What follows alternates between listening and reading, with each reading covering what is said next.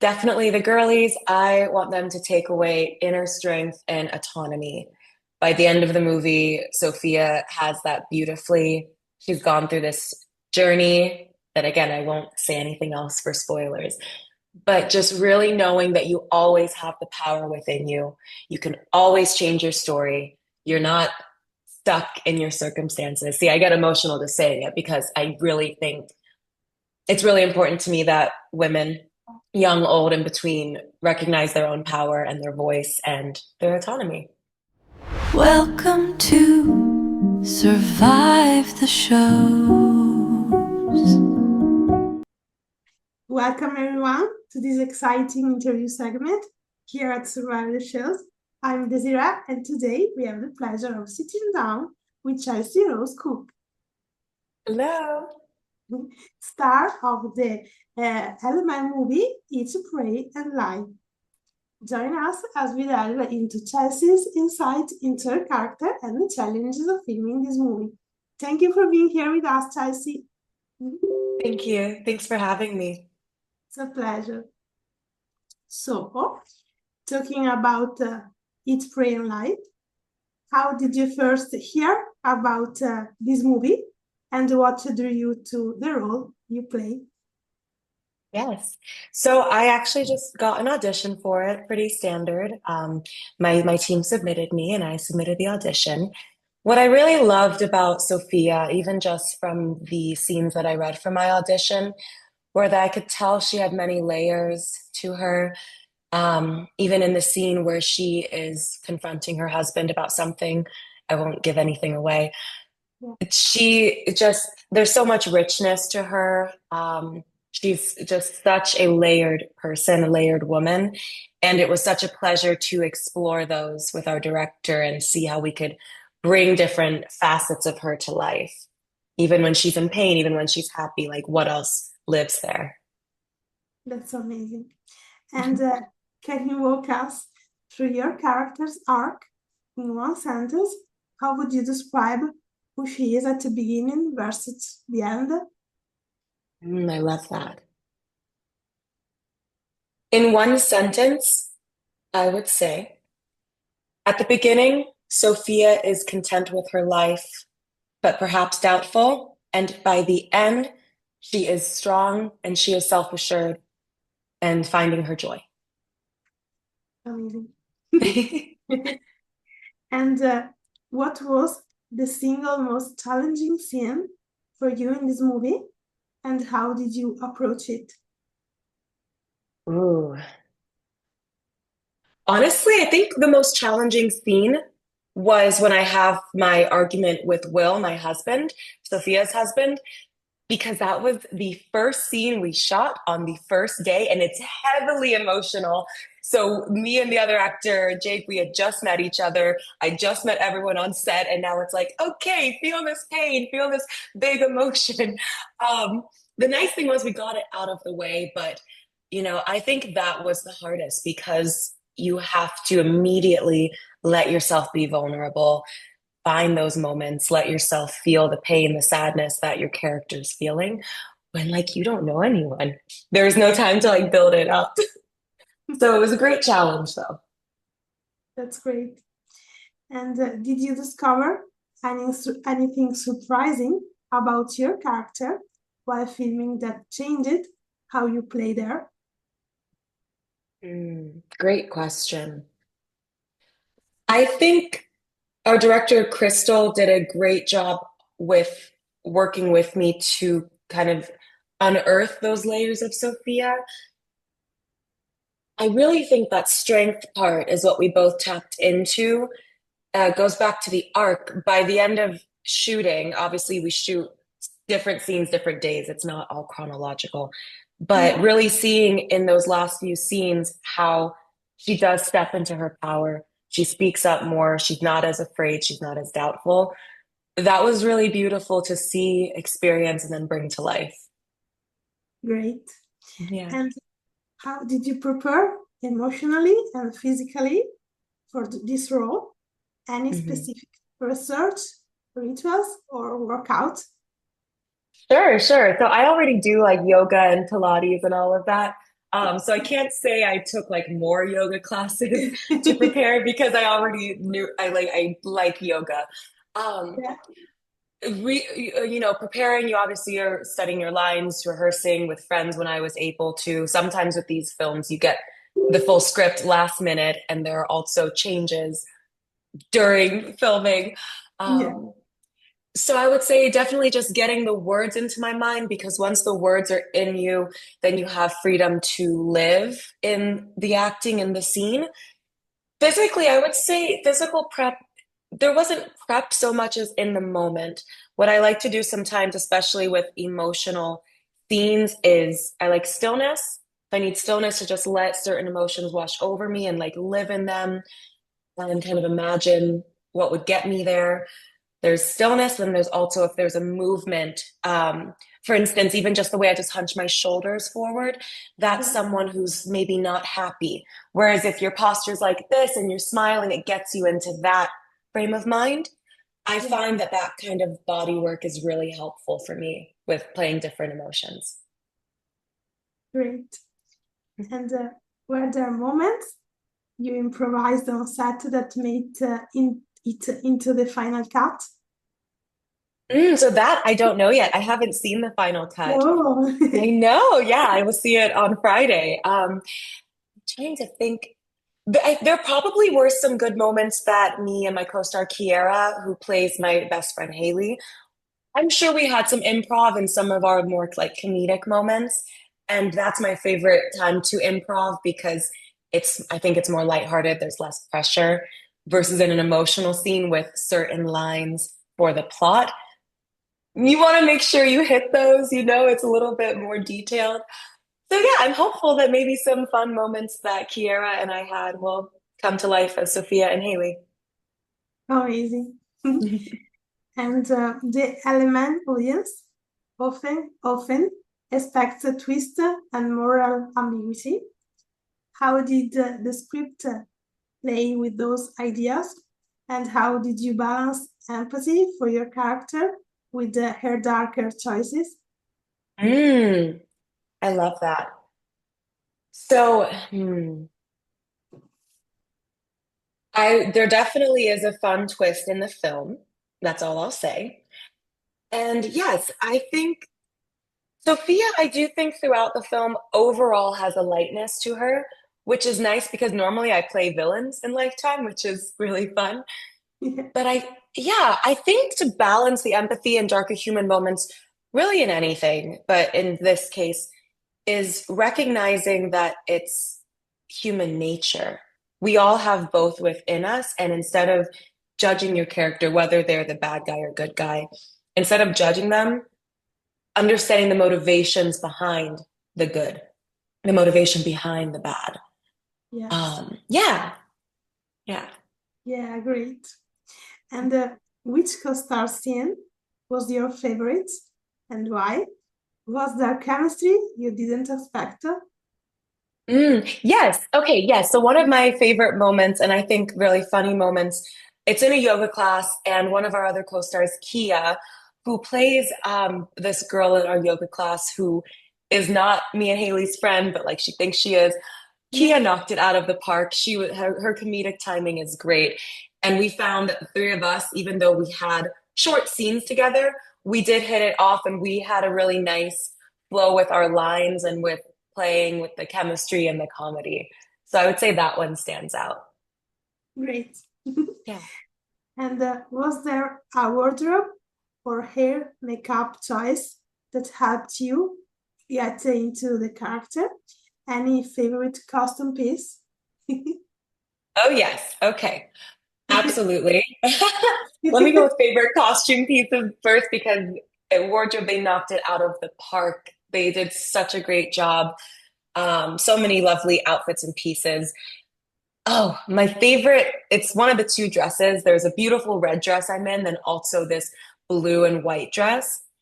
The blue and white is on the poster. I think I have to go with red because it's my one of my favorite colors to wear.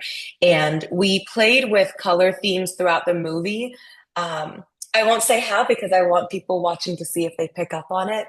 But the red dress, it's a moment.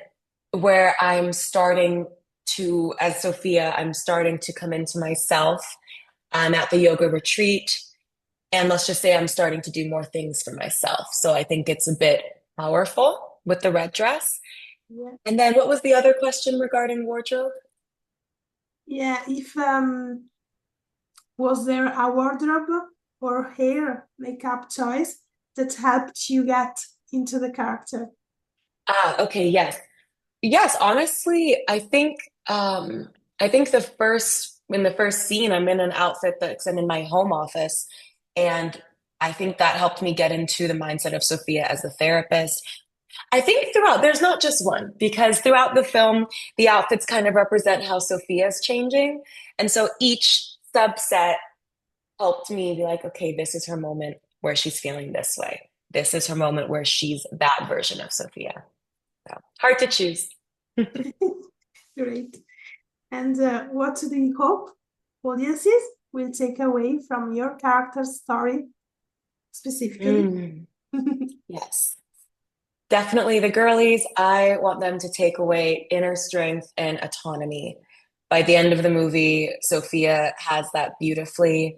She's gone through this journey that, again, I won't say anything else for spoilers, but just really knowing that you always have the power within you. You can always change your story. You're not stuck in your circumstances. See, I get emotional just saying it because I really think it's really important to me that women, young, old, in between, recognize their own power and their voice and their autonomy. Yeah. Yeah, it's amazing. Thank you. And how would you describe the director's process of this project? Did she give you a lot of direction or space to experiment? Crystal was great. Crystal Lowe was our director, and because she also has an acting background, it was such a cool process working with her. And I would say she did both. She would give her thoughts of like, hey, maybe explore this. What do you think of this? And then she would give us space to explore, take that feedback, and do with it what we would. I think that she was also great at communicating. Okay, this is how this is reading. This is what we're going for, and again, because she has that acting background, she knows how to translate it to us. Whereas other times, a director can be amazing, but if they've never been in front of the camera, it might be hard to bridge that communication gap. So really great, really dynamic director. So fun working with her, and I loved her vision for this. I think she and the entire production team really elevated the story and brought it to life. Great. And tell us about a memorable directorial note that shifted a scene for better. Can Please you repeat that, please?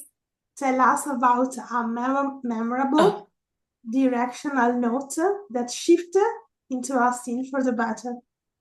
mm-hmm. And how do I do this without giving anything away? I will speak a bit vaguely, but there were a couple of scenes as Sophia is on her journey and changing. Yeah. Certain lines that Crystal really helped pinpoint, hey, maybe she is a little bit more strong here. Maybe she is really going to act a little differently towards this person. Again, I'm being vague here.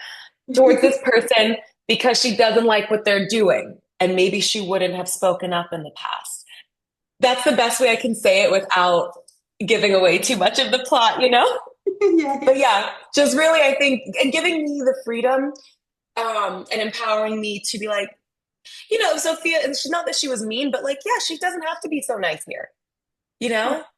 Like, Yeah. which was great. Again, we as women, we need to hear that more. Like, you don't have to be overly nice just because the words sound nice. Like, you can have power to change your tone if you're you, Sophia, anyone, if you're not happy. So, Yeah. yeah. Great. And what did you learn from working with any of your co-stars on this film? Mm. I always love seeing everyone's process and how they bring their own character to life.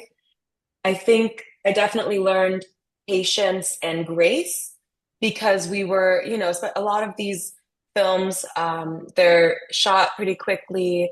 Sometimes you're in tougher conditions. Like we were shooting the last few days of the film, we were shooting like kind of in the cold or up in the mountains, and it's beautiful and it will look like a sunny resort on film. But in real life, we're all kind of chilly. It's a long day. And sometimes tensions can start to run high. But I think whenever you can resolve it to the best of your ability and just get back to the heart of what we're doing, it's really beautiful to see that. And really, even if like something is tough, for example, if I'm in a swimsuit and it's freezing and I'm like, oh my God, I need a jacket, but we're doing this, just coming back to gratitude of I get to be cold in a swimsuit because I'm doing what I love. And kind of seeing that from everyone else too, like, hey, we're getting to make a movie, we're making art, like this is so cool. Yeah, that's great. Yeah.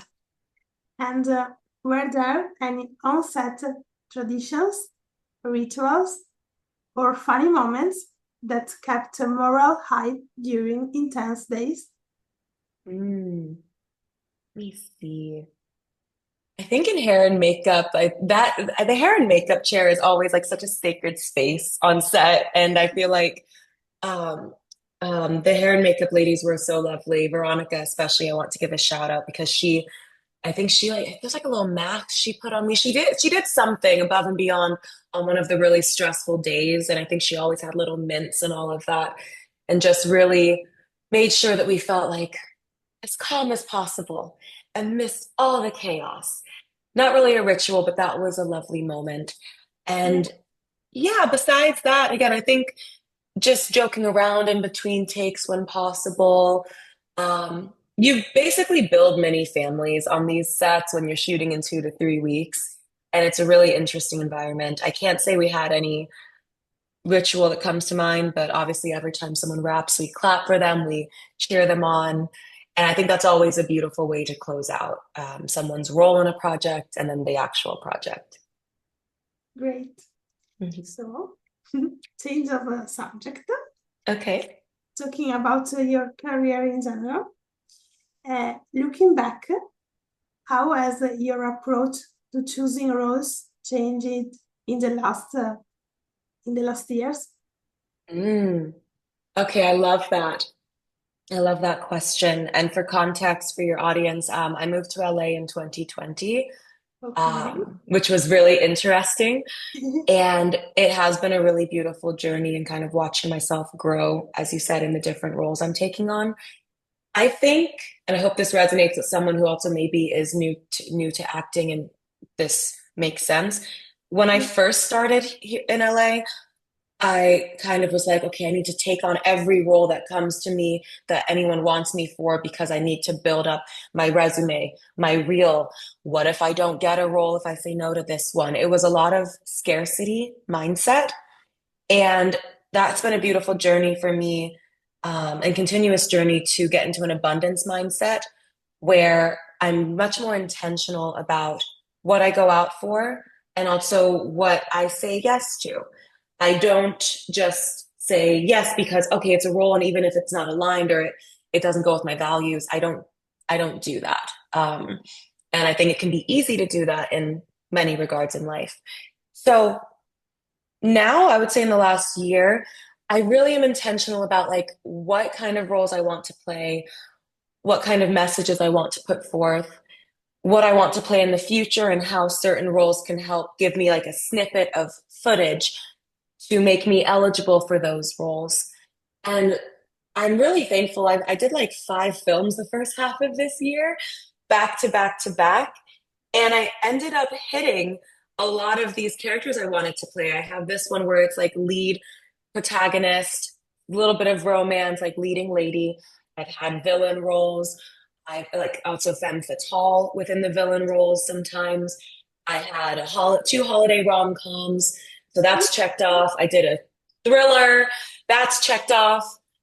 Now my big goal is to do like action. I want to be a really cool spy and play like Lara Croft or Catwoman or some variation of that on the big screen someday.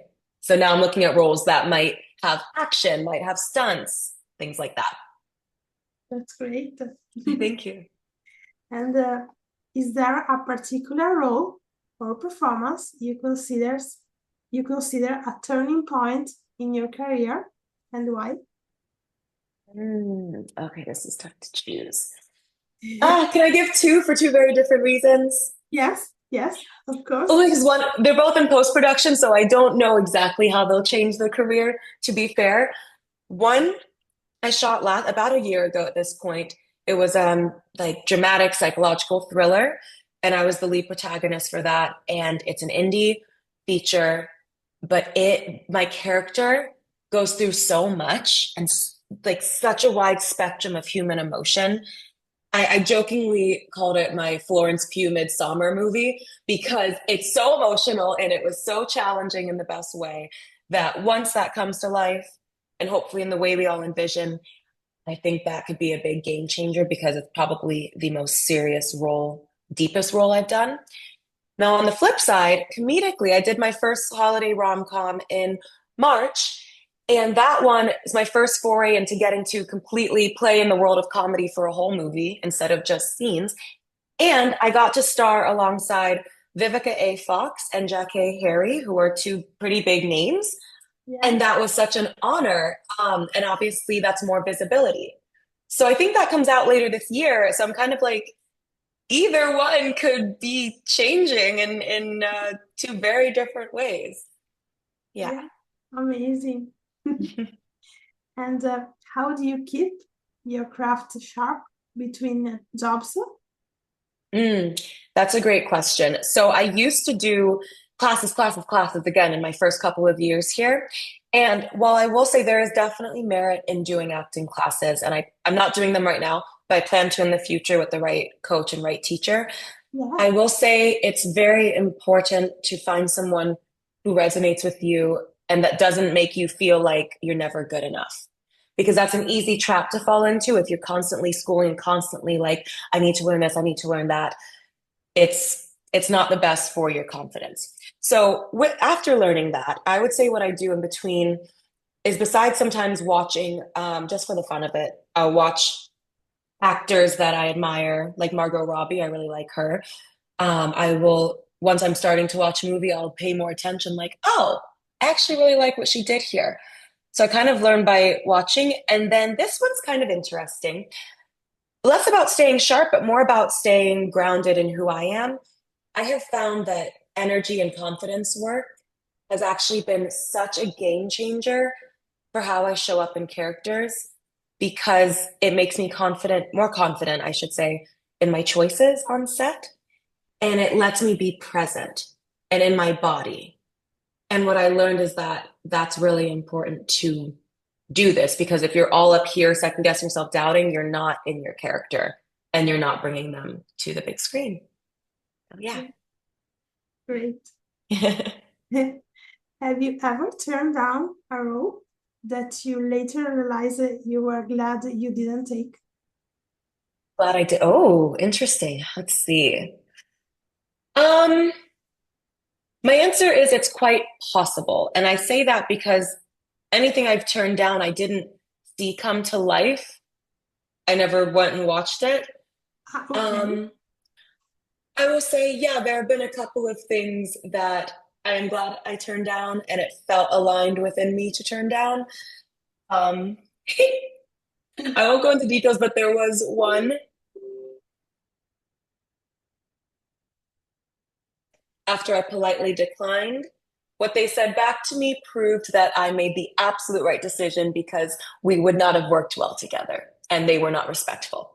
That's all I'll say. And I was like, thank you so much for proving this was not the right choice.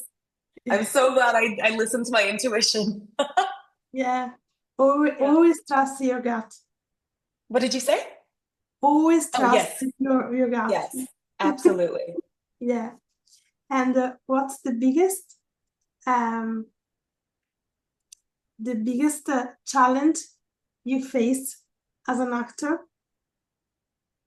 Ooh, I love these questions. I I think honestly the biggest challenge is the resilience just to keep going. A few movies ago, my co-star said something that I really love. She was like, I think I'm paraphrasing here. She said, "It's easy to book a role. It's hard to keep going." Something like that. I'm paraphrasing.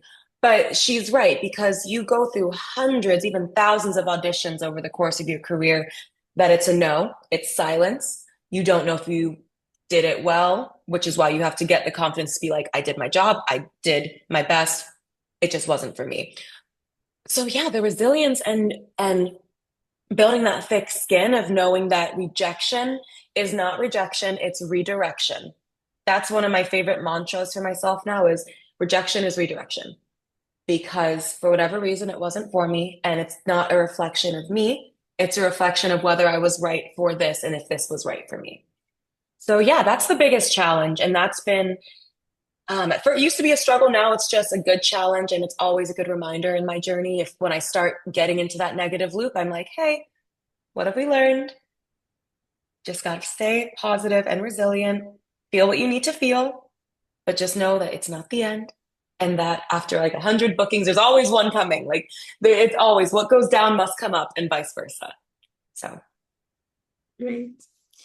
So, about your future projects, mhm. is there a dream collaboration for you? There are some actors or directors or artists in this world you would like to have the chance to work with in the future? Yes, yes. I mentioned her earlier. I just think the world of Margot Robbie. Also, I love Florence Pugh. Either of them, it would be so cool to be in a project with them. Um, Especially like one that's like maybe really dramatic and gritty and just like we get to be wild women. Like I think both of them have encapsulated that so well in some of their roles where they just like that dark, divine, feminine, like raw energy. I love seeing that on screen because we don't get to do that in our daily lives. So one of those two would love to do something with them. Um, like I said, dream roles I say like Lara Croft, Catwoman. I love both of those characters. I was Catwoman at Comic-Con last year in LA, which was super fun. I just, I love a really badass woman. I love a really strong, powerful woman who can kick butt, also look pretty if she wants to, and just be everything. So that's a dream role for me. Amazing. Yeah. The last question. Do you have any upcoming projects except for the movie we talked about before? Mhm. You are eager to explore and you would like to preview for us? I can talk about those. I have the two holiday rom-coms, romantic comedies coming out this year. In one, I play a high-powered marketing executive who has this impossible work deadline that's going to Lifetime. I also have one that was for the Mendez Foundation, which raises awareness about kidney disease and helps people get kidney transplants. So we did a holiday romantic comedy to raise awareness for that. And I got to play one of two sisters. I played the one who actually has kidney disease. So that was beautiful to bring that to life and play those um, more somber moments where she's dealing with that, but then also get to play the joy.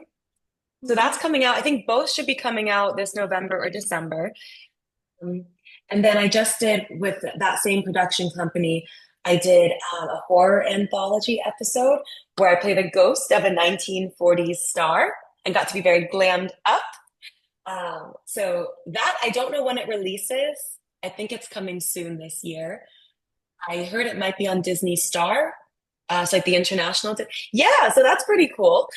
And then there's another Lifetime one. I believe it's going to Lifetime. Um, I don't know the name right now, and I won't say it in case I'm not supposed to, but the plot is that I play this woman who has to move back into her parents' house because the mom passed away, and I reconnect with this guy who is a realtor, and I went to high school with him. But then weird stuff starts happening as we're trying to sell the house. That's all I'll say. So lots of stuff coming out this year. I'm really pumped, and I'm excited to see what the second half of the year brings. Oh, sorry, there's one more thing. I got my first TV role earlier this year. I Oh, played a nurse. Yeah, just a day player, but I played a nurse on an upcoming show called Countdown with Jensen Ackles, Eric Dane, and then a few other people. And that was super fun. And I think that will release in September or October of this year. So we'll see. Yeah. Yes. Yeah. Amazing. So this is it. Make sure, all of you, to coach Eat, Pray, Live this Friday night on LMN. And thank you, Chelsea, to join us today. Yes. Thank you so much. And may I share my Instagram in case they want to connect with me? Yes, of course. Awesome. Yeah, guys. So if you want to learn more or connect with me, my Instagram is at Chelsea Rose Cook. And then my website is also www.chelsearosecook.com, where you can keep up with all things acting and some of my other adventures.